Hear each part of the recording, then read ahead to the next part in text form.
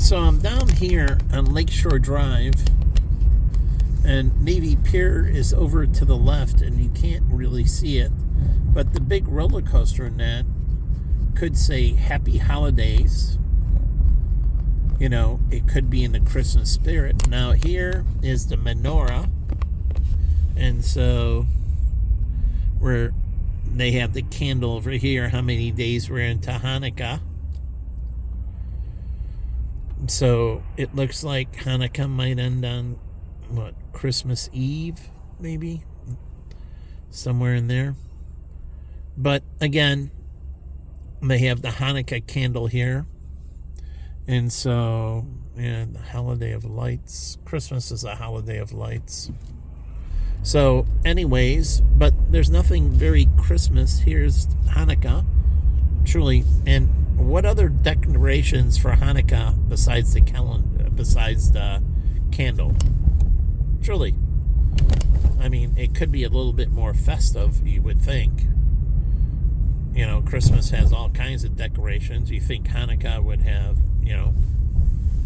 some more decorations, more festive, right? Hanukkah cookies and Hanukkah forms of challah and so on.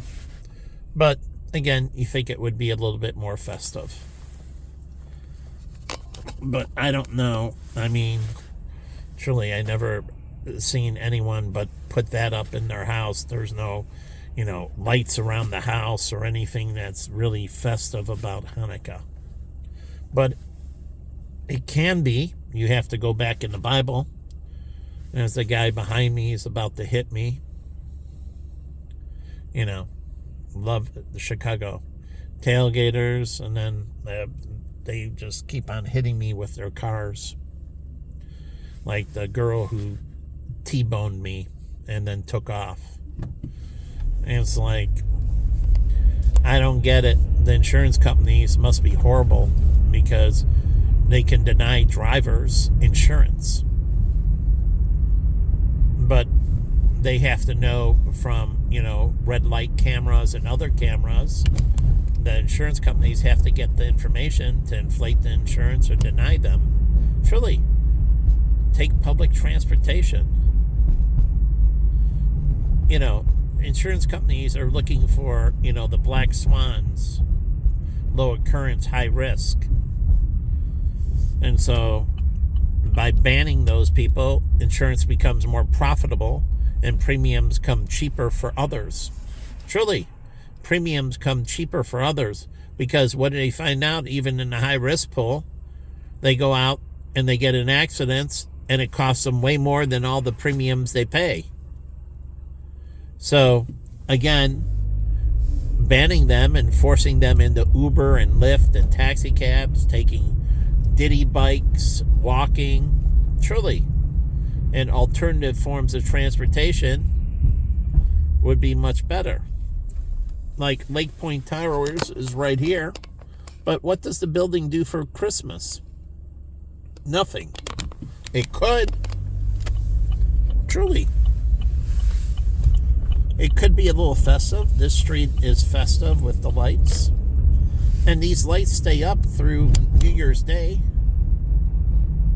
So it's not just Christmas. This is New Year's Eve and New Year's Day the lighting's for. That's what, after Christmas, people leave up their tree. And there's people exchange gifts on New Year's Eve. You know that? Or you can do a New Year's Day gift exchange as well. You can even do a white elephant. But people leave up their tree. The tree is not only for Christmas, it can be used for New Year's Eve and New Year's Day.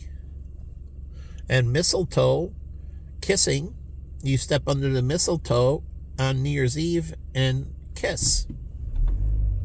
So, again, bring in the new year. Why are you celebrating?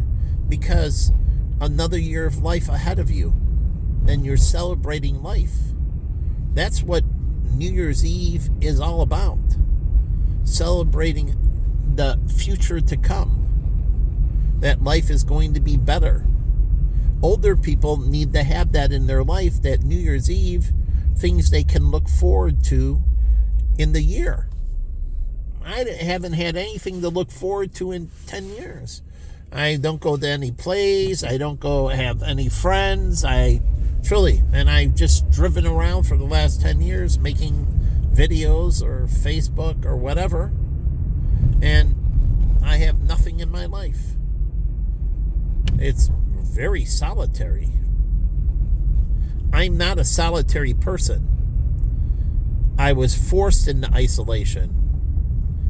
Why do you think in college, when I lived with Michael and Mark Long, and then Mark Long moved out, and Mark Schenkel moved in, and it was me, Schenkel, and Mike Wynn, and then Mike Wynn moved out, and it was me, Schenkel, and Dominic Vicari, and myself, and then I lived down here with Gabe and Ricky and Al and my brother John and myself and Jimmy Quinn. 6 of us lived in a place on Orleans. I'm naturally very social. That's my nature. And being with Jen, I loved having a girlfriend. And it was awesome. Every Thursday when she came home, because she fly out on Mondays, come back on Thursday nights, I was excited. And when she stayed in town and I wanted her every day after work, I just wanted to see her and be with her. And so I cry when I go over the bridge on Roosevelt heading towards Michigan Avenue eastbound, and I hear the grates and the tires go ree, ree, ree. And I used to think when we were together, I'm almost home. And that means when I step in that door, I'm going to see her. Because she was always home before me. Very rarely was I ever home before her. So it reminds me of memories of the good times. Like the song, we think about songs of the good times. And then we create songs of the better times. You keep on wanting to run this narrative of, Michael, things are so difficult in the world and it's so horrible. That's not true. There are countries all over the place that are rocking. Let's see, how many wars has Finland been in? Not many. How about Sweden? Not. And let me give you many countries. And it's all been good lives. They don't have terrorism. They don't have a lot of domestic unrest. And majority, Finland had the one, truly, but it's very rare for them to have things of negativity. Their lives are blessed from the time they're born all through. And that's why I put it out there, the happiest countries in the world. People who live there are ecstatic. Every day is good. People don't get into disputes. They don't get into fights. It seems here, they have police in Finland and Sweden and everything else, but they don't really engage. They're more about just security and that, and they check on things. And like I said, they prevent things. They can get better at preventing even the little bit they have. They want zero. These countries are questing to be perfect. Unlike here, they're questing not to have any criminal activity of any kind. They're questing to have no negativity. They're questing to not have any racial tension, ethnic tension, truly. And they very much watch their immigration and tourism. They don't want to bring in terrorists like we did for 9/11. We brought them in, and you know why they had to come here and do? They had to go to flight school. They couldn't get flight school overseas. And this is a problem with overseas. Now they have flight school because there's the growing airline industry. So you don't think the airline industry internationally through the UN needs to drill down greater? And then you're getting these people that are buying private planes now. So again, the UN needs to drill down, and Interpol's a very good organization that can give oversight of countries' law enforcement. And so we have to drill down as these countries get more and more access. And it's only for their own good. They don't want their people flying planes into buildings and everything. Not good for their country. They don't want their White House or their Congress or any of that to have, this situation. So as they get more wealth, they get more access to this. But also, bad people get more money to funnel in to do bad things. So again, the UN has to really stamp down on this stuff. And again, you can't get around it. That's why we have the Security Council, and Great Britain is part of the UN Security Council. So is the United States, China, and Russia. And it's ridiculous that China and Russia are the bad guys, because they're permanent members, from my understanding, and they need to be good people. The world depends on Russia and China being the good guys. The permanent members of the United Nations have to be the good guys. We can't tolerate them being the bad guys. Not for global security. So the United States really needs to make an all-out effort to helping China and helping Russia and getting reform and having the permanent members of the UN Security Council working together as one body for global security. Other members rotate in, but they have to qualify on integrity. They have to qualify, but the permanent members can't be evil anymore. That's when we went back to Kofi Annan and all the other corruption that was in the UN, when it was a very corrupt and dysfunctional organization. That can't be anymore. And so either Russia and China need to get with the plan, or they need to get kicked out of being permanent members. Replace them with France or somebody else then. Truly. The permanent members have to have the highest of moral standards. They affect global security. So the permanent members have to maintain incredibly high ethics. Those that are given the most permanent membership on the Security Council, the most is expected of them. And if a permanent member violates, they must be removed. And that includes the United States. And we can take the UN out of the United States then. So again, we can't violate, and China and Russia cannot be allowed to violate. And the UN must put sanctions on them and break them. And how do they do that? Just as we did the coordination before, and they weren't a member, actually China, when they did that whole thing, they became. So they weren't a member. But anyways, let's get into this, and they need to be good people. And we need to demand ethics in their administrations, just like they have to demand ethics in our administration. We need to demand that of the Russian government, of the Chinese government. They demand of our government. And I think Great Britain, who's the 4 permanent members, I forget. 3 of them I know. I don't know who's the 4th. Maybe it's Britain. But they can't be corrupt. Their governments have to be highly ethical.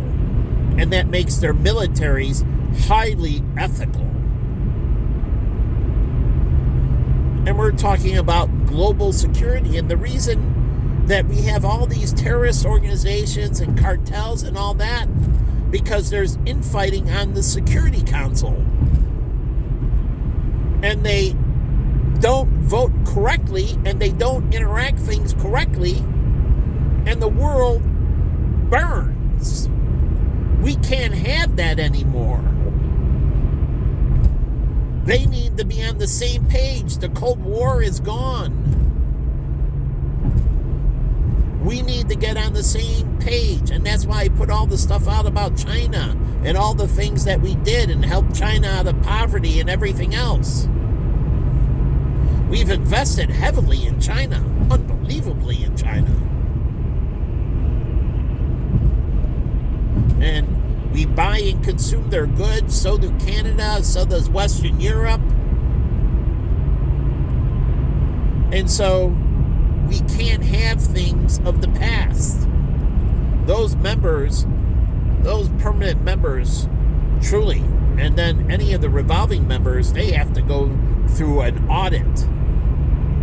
Oh yeah, any of the temporary members, they have to go through an audit. And they have to be randomly inspected as long as they're temporary members. But before they can even become a temporary member on the Security Council, they have to go through an ethical audit. And if they're not willing to go through the audit, opening their stuff up and be audited, making sure they're an ethical country, they're an ethical military, then they can't be on a temporary membership on the Security Council. This is where we've been going wrong, and those countries have to be above reproach. They must be incredibly ethical. So things can't be the way of the past. There's so many things going on, and it's a destruction of their country, their people, and all these multinational criminal organizations of all forms. And I'm including, when I say criminal, I'm including terrorism and everything else. They get to operate because the Security Council is divided and they have unethical members on the Security Council. So the inside is rotten. And it needs reform. And so it needs to become an organization with incredible ethics. And anyone serving in a leadership capacity within the UN has to be incredibly ethical. And they have to go through audits. No more backdoor dealing like Kofi Annan did. He have an embargo, and he's buying and selling oil on the black market that moves around the embargo. It's nuts. And the president of the UN doing backdoor deals, going against an embargo he approved on. And why? Because he inflated the price of oil. Yeah. Pushing the embargo pushed the prices of oil up on the black market, making him filthy rich. So you can't have security councils doing things and screwing over other countries in their self-interest. They have to be fair.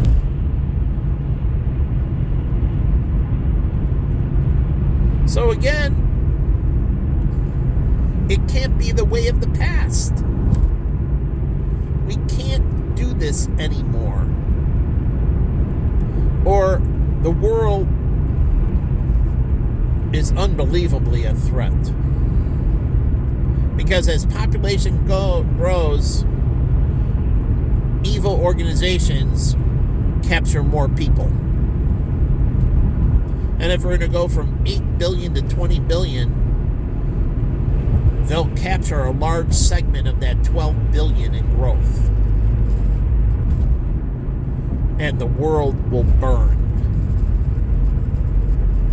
So you don't understand. You have to get it right now before we double in population. So they shrink. They don't grow. They capture less and less of the population, not more and more of the population. So we can't do things like before. They need to be united. They need to be on the same page. And they need to be shrinking these organizations, bleeding them of membership. So they naturally shrink. And as we grow, they shrink. And that's another thing, giving education and prosperity and opportunity to make a good life without doing criminal activity. That is very important. A pathway to a good life without doing criminal activity. And you show through me, hard work doesn't pay off. Do the right things and they don't pay off. You just get terrorized by everybody in every way, shape, and form. And then you live in poverty. And then they add on more illnesses and more loneliness and more negativity and more depravity. You're teaching them they're right. That they should collapse the whole system. And that's what bin Laden wanted to do. Because he thought the whole system was rotten. That you can't be a good person doing the right things. Be moral. Be highly religious and ethical. Truly, I believe a true religious person is incredibly ethical in all they do. In all they do. And that's what bin Laden didn't get. He thought he could pick and choose. You can't pick and choose. And that's what all those people show with their false prophets. That he was picking and choosing. You can't pick and choose. You need to follow the rules. So again, they understand this, some, but I watched Yasser Arafat with the PLL, the Palestinian Liberation Army, and I was all for the peace accords. And I was thinking, wow, the Middle East is going to have peace, and Palestinians are going to move out of poverty into prosperity, and how great is that going to be for the world? And there's no more bloodshed between Israel and Palestine. And I was like, yeah. And then finding out that Yasser Arafat used the Nobel Prize money, and he did, to buy weapons. The money that the Nobel Prize people gave him, he used that big money, I don't know how many hundreds or millions, I forget how much he got. And then he used all that recognition to raise all kinds of money, and he was buying all kinds of arms. And the peace accord was all fake. And he was using it to stockpile weapons and was planning on doing massive attacks against Israel, backdooring Israel. And I remember when they surrounded him in his compound with tanks. And he was held up and eventually had to surrender. And they found out what he was doing with all the money, but the Mossad found out that he was lying and he was funneling and building up all. And what happened? Palestine went right back into garbage again. All that hope and prosperity I had, and I watch all these people do this. They speak with forked tongues. They don't have good intentions. They're the wolf in sheep's clothing.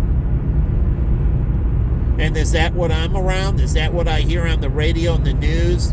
All the wolves in sheep's clothing that speak with forked tongue, taking one from Native Americans, not to be trusted.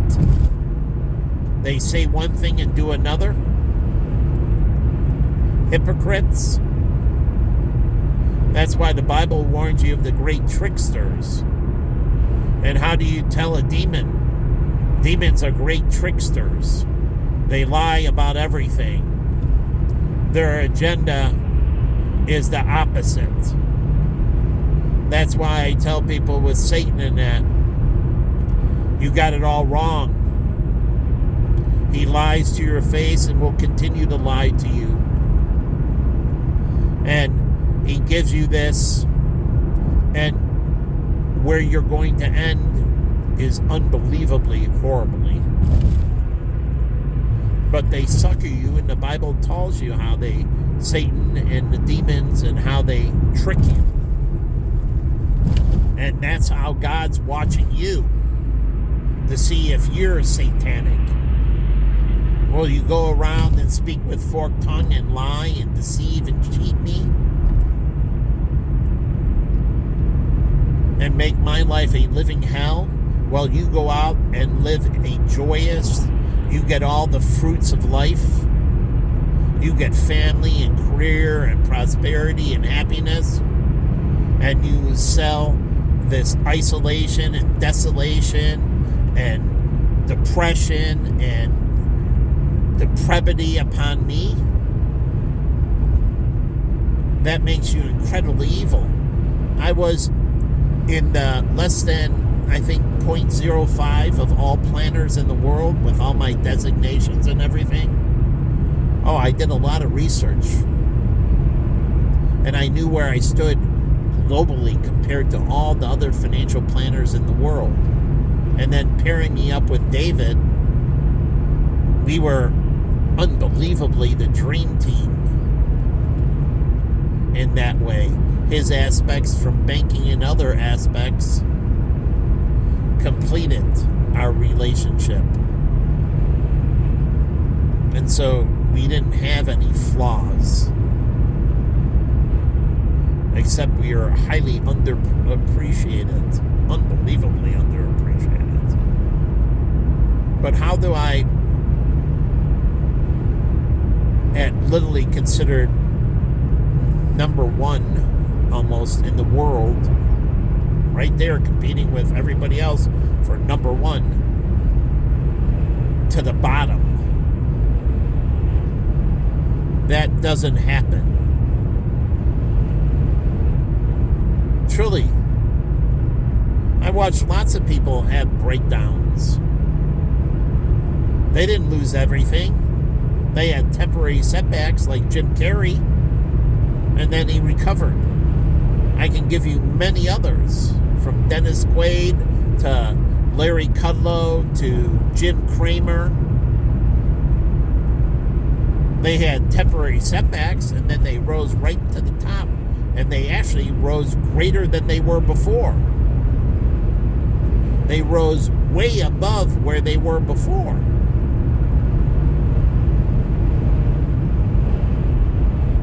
So, I don't understand. Because in reality, this shouldn't be happening. And that makes me think something doesn't smell right. It doesn't pass the smell test. But that being said, I'm heading home so I can go to court tomorrow. You know, it was mandatory that I show in court. I gotta prove that I got my sticker. Because all of a sudden my car had some, missed timings, and I didn't pass the admission and couldn't get my sticker. But anyways, This road I'm getting off here, Willow Creek, this is Northfield. People used to be afraid to get off here because the cops were very, very tight with speeding, which they should be. The problem was at Northfield, it was all the cops around Northfield letting people get away with tailgating, running red lights and stop signs and speeding. And so all these shops in Northfield suffered because the other villages were laxed in their enforcement. And under the Constitution, Northfield could have gotten a class action lawsuit against the other villages for their lack of enforcement. It's an antitrust lawsuit. And this village suffered greatly. I have friends that live here. And they suffered. All these shops and that didn't get the traffic they should have because the villages like Deerfield and others off there didn't enforce the speeding laws and other things. And here people wouldn't want to get off here, and all these small merchants got screwed out of business. The gas station and all that never got the traffic. And then there's a mall up here that's on Waukegan Road and Willow, and that mall didn't get the traffic from the highway because people would get off before and get off after to avoid the police. I grew up here. I talked to people. I was in the highest volume bars and everything. So I had extensive connections. And so people would avoid getting off here. Kraft used to be up here, and they get off to go to work and then go home. But everybody else would avoid. And that means everything around here suffered. Economically, they didn't get any of the benefits of having an exit on the highway. Truly, it wasn't the cops' fault. They were doing the right thing. I've never had a problem with Northfield cops. I've never been pulled over by a Northfield cop. I've gone to the restaurants and hung out in Northfield. And yeah, my friend Emily and her brother Craig, I think. Yeah, Emily and Craig and them, they live here, and others. And this village suffers. And that means residents paid more property tax. And they can blame the villages around it not doing the right thing and enforcing the law properly and allowing people to skate the law. And this is why the Constitution says that enforcing the law is mandatory. It's mandatory to follow the law. So one village, like another village in Stone Park, they used to turn the blind eye on DUIs and public intoxication and everything else. And they have a bar that opened like at 6 a.m. and that, and would get slammed. But all the surrounding communities had problems with DUIs and that. Incredible amounts of the surrounding communities. Because they didn't enforce intoxication laws and DUI laws in Stone Park. That's why the Constitution, the Founding Fathers say it's mandatory to follow the law. This allows for local governments, county governments, state governments to play with each other fairly. They can't skate the law. But when they do this, you have unfair playing fields, and they take advantage of it by skating the law, like Oregon. It doesn't take advantage of it. Marijuana is illegal.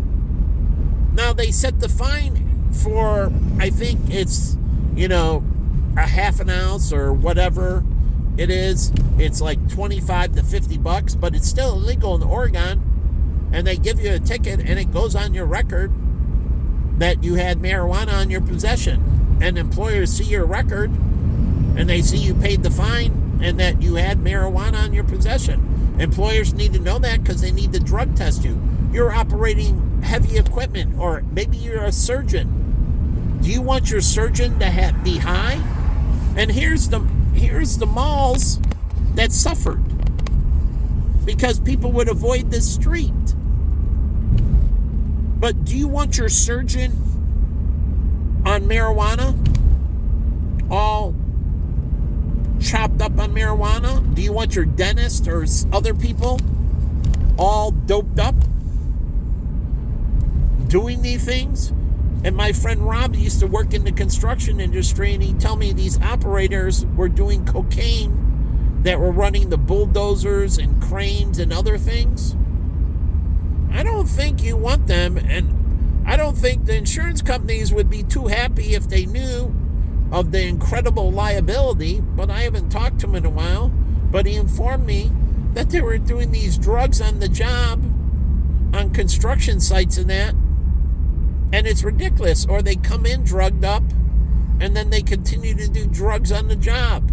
Or they come in drunk, and they do it. This is why we have all these accidents, because we don't drug test. We don't test for drugs and alcohol. Well, you can have these cannabis things, but you can't come in doped up. So if you say you have glaucoma, it has to be THC free. So you don't want these people working nurses and other, you're to bring up medical errors and errors all over the place. And I found out from my friend Colby that he was driving, and I'm like, he almost slammed into a car I was in with Michael Wynn. It was Michael Wynn's car, and Colby almost slammed into us. And then, I'm like, Michael, pull up to that guy and see what's going on. And he pulled up next to him, and I'm like, Colby? He's like, yeah, what's up, man? I'm like, you almost hit us. He's like, oh, dude, I'm so high. I'm like, hey, Colby, how about not driving? And you know what? He's like, you're right, Mike. I shouldn't get stoned and drive my car. He listened to me immediately and stopped smoking marijuana and driving. And I drove him across the country home. So, and he moved back to Chicago. And I talked to a bunch of my friends to moving into Chicago. Too bad I couldn't get things to change. But I had my friend Howie and Stephen Nellick and Colby and so many others. There used to be so many from other states that moved to Chicago from the University of Arizona that I talked into moving here. And it used to be nice. I had all these former alums that were my friends that were all here from the University of Arizona. But I talked to them and they all left.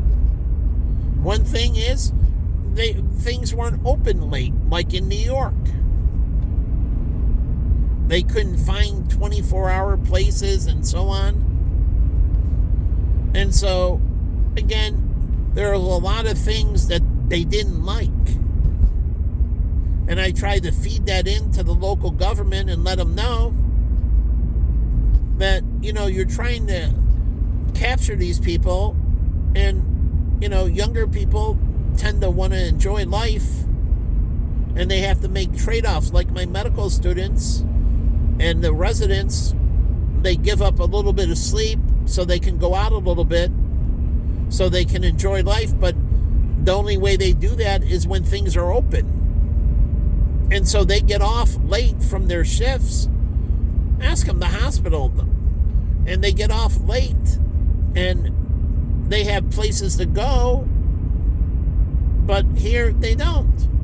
And what happens? They become full-blown alcoholics. I watched that with the police officers going to the cop bar, becoming full-blown alcoholics because they couldn't go to a bowling alley. It's when they get off, they want to do certain things, but since everything shut down, they couldn't do anything. And I'm talking, this is a big community in Chicago. There's lots of second and third shifters. And then there's lots of swing shifters. The swing shift, they start at 3 and get off at midnight, like midnight 1 in the morning. And that's how hospitals have a lot of swing shifters. And they get out and everything's shutting down. All the restaurants, all the places. And they become alcoholics. They become drug addicts. Because there's nothing for them to do. Because everything around them shuts down. And they don't work the traditional hours. That's why I watched like the Mexican busboys and all that becoming alcoholics. Because there's nowhere to go. So they go in the liquor store and buy. And that's not good for the liquor industry. There's mothers against drunk driving, fathers against drunk driving, SAD, students against drunk driving. And then all the Alcoholic Anonymous and so on and so forth. And all these people. And so it's not good for the liquor industry. Where if they went to a Dave & Buster's and it was open 24 hours, what do you do at a Dave & Buster's or a Pinstripe?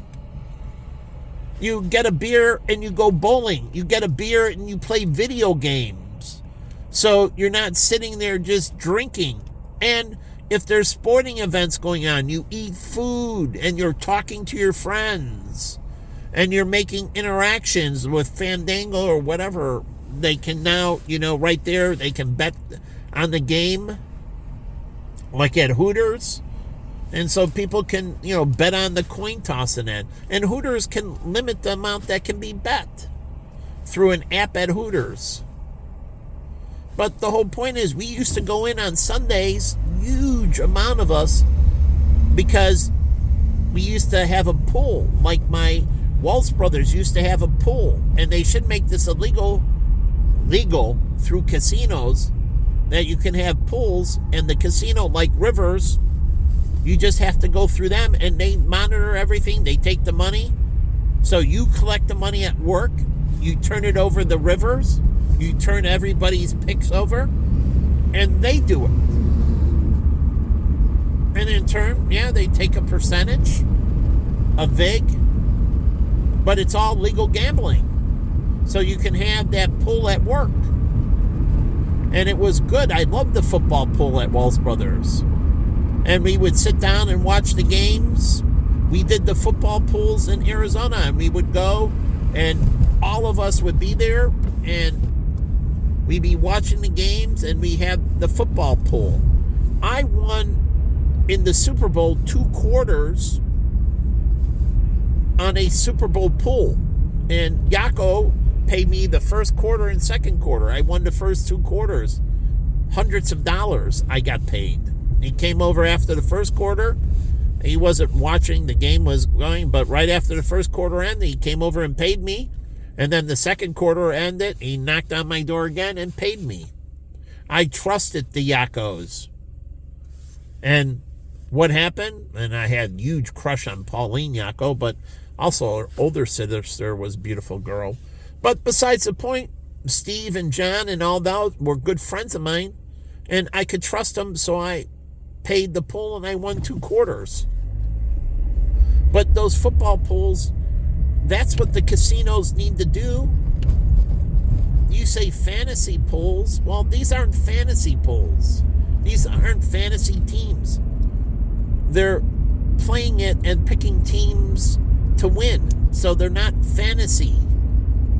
They're actual. It's a fantasy is when you take a collection of athletes from different teams and put them together to make your own team. These are just pools, and you're picking each game a winner or loser. And then there's payouts for first, second, third place. You can make payouts for first, second, third, and fourth place. And you can earn points at the casino for doing it. Truly. And so if you win, they dedicate it to winners, first, second, third, and fourth place. They get so many points, and the company gets points that can go towards a company function. It can't be for individuals, but it can go. And if you played the pool at Rivers Casino for like a year straight or whatever, you did it for baseball, So you'd have to do it on, I think, a Monday night, or no, a Sunday night for the next week. It goes Monday through Sunday, and you pick the winner or losers of all the baseball games. Now, it's a bigger spreadsheet, but you're just picking a winner. You don't want unders and overs and complicate it, because then people won't participate if you get all kinds of fancy. They can offer that, but the basic thing, anyone can play. And so you get a lot of people that don't follow, that don't know much, they play. And so you can do it with hockey as well. And so on Sunday night, people would get picked. So the games that are coming up, so they have it all already. The schedule's out. So you can give it to them on, Friday when they leave work. And they can turn it in electronically all the way to, say something in the morning, because it can't wait to 7 in the morning, because there's games on East and West Coast and so on. But again, maybe it can be 7 in the morning, then Monday morning can be turned in. But it's a simple pool. You pick winners and losers. You can do that for soccer as well with the MLS. And so it gets people to watch. And truly, we used to all watch, and we're picking, am I in the win or lose this game? So whether I like the teams or not, I have an interest in the game and the outcome of the game. So they can do it for basketball too, the same thing. And the casinos put it together and they distribute it, and you earn points at the casino. The company does towards a company, benefits. So you can have a birthday party or, whatever. The casino has to figure out the company benefits. And then the winners get individual benefits. They get points from the casino, the first, second, third, and fourth place people. They win prize money, but they also get points to their own card that they can redeem at the casino. So it encourages people to play. They get money plus points, and they're more likely to come into the casino for dining or shopping.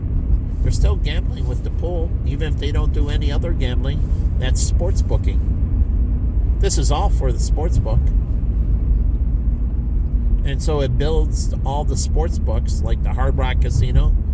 And I have friends that own and so on. And they were good to me. I love going to the Hard Rock Casino in Vegas. So I'm sad that we don't have a Hard Rock Hotel anymore. And the Hard Rock Cafe, I'd like to go in again. I haven't been in there in a long time. But again, and I do miss the Rainforest Cafe. We're trying to save the rainforests and everything, and it was great. It just needed to execute a little bit better. But maybe they can reopen the Rainforest Cafe because of animatronics and that. Maybe Disney buys the Rainforest Cafe, or Universal, or Great America, or Dollywood. Dolly Parton could buy the Rainforest Cafe and bring in modern animatronics. So those aren't the only. I wrote to Dollywood a long time ago with ideas about how they could, expand their theme park. I've always been a big fan of Dolly Parton. So, I watched her in 9 to 5 and that, and she was good in that. And she has that sweet little accent. But what I'm saying is that these things can be done. And, I think somebody should buy the Rainforest Cafe and bring it back and use modern animatronics and other visual effects in that and really bring it up to date. And that's the problem, is they didn't modernize. They did it and they let it stagnate. It's unlike Disney World. They constantly innovate, or Universal and Great America, they're constantly innovating And that's what the Rainforest Cafe failed. You can bring back Planet Hollywood too. Truly, they can reemerge Planet Hollywood. There's no reason not to. And they just need to do it. Instead of relying on that, they can work out a deal with SAG and different actors show up. So it's not relying on just, Sylvester Stallone and Arnold and those. They had too small of a pool. Instead, they could have a deal with SAG, and then Hugh Jackman and Robert Downey Jr. and everything else. And SAG can bring back and purchase Planet Hollywood. SAG can purchase Planet Hollywood. If I was, they were talking about opening a supermodel cafe in New York. Playboy could get into that. They could do a joint venture with Playboy or Victoria's Secrets. And they can open up, a supermodel cafe. And then, Naomi Campbell and all those, show up and, every so often. So Cindy Crawford, Naomi Campbell, and all those supermodels. But there's a big world. And so, again, it would make sense that SAG would buy Planet Hollywood. And you have to make a certain level of standing, and it's a great way to promote films and that through Planet Hollywood. And movie memorabilia and posters and so on. You already have the movie houses, but this is a dedicated restaurant, and they could open up Planet Hollywood right next door to an AMC theater.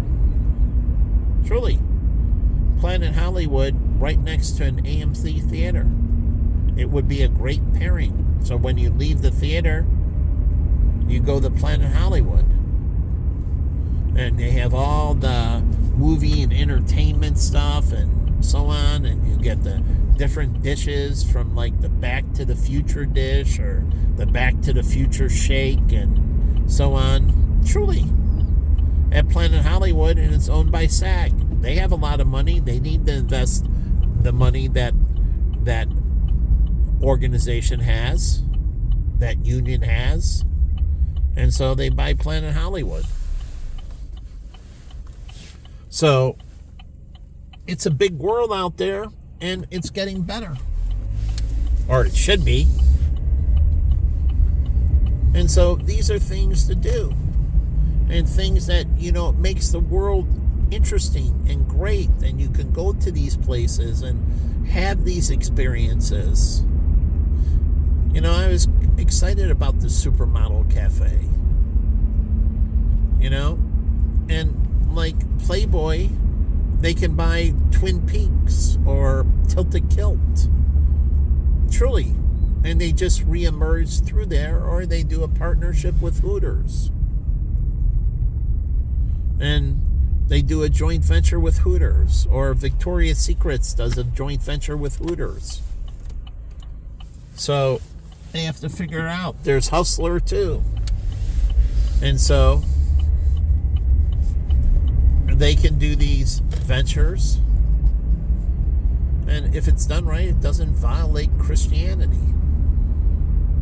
And the funny thing is, it's better for those actors. It's much safer for them to follow God's rules. Truly, it's much safer for them. Even if you're not catching an STD in that doing those practices correctly is much better and much safer for them. Truly. So, again,